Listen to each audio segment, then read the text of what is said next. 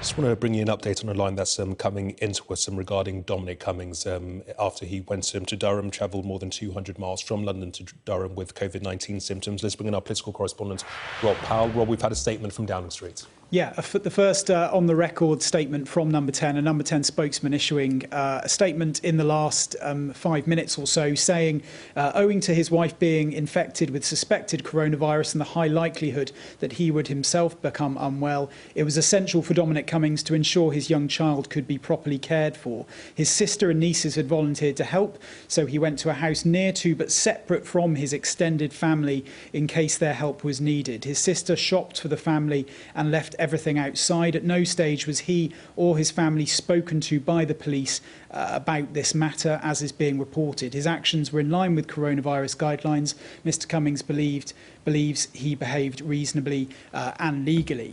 So claiming that he didn't really have, or what was not addressed in there is the extent to which he had contact with his parents. That's not addressed in there at all, but suggesting anyway that he was in a completely separate property and it was in fact his sisters and nieces that were dropping off shopping and caring for him and his family.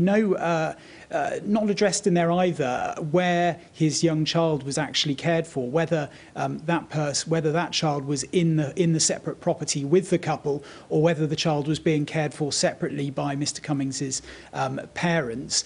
Saying though that he believes that is within the spirit of the law. I have to say that the guidelines at the time, the restrictions were that if you are showing COVID-19 symptoms, you are not to leave your main primary residence. So I think there will still be questions looming after that statement of why they felt it necessary to travel some 260 miles from northeast London to Durham in order to get this assistance. Was there no assistance available in the area of London where he was living? Was it not possible for family members perhaps to come and assist and drop off shopping at his property in London rather than travelling from what at the time obviously was a hotspot, London, to a rural area like Durham as well? So a statement putting their side of the story forward, but I think still a lot more questions over why Mr. Cummings made this lengthy journey when everybody else in the country was being told that even if they were in a dire situation suffering with symptoms, they should stay in their own property.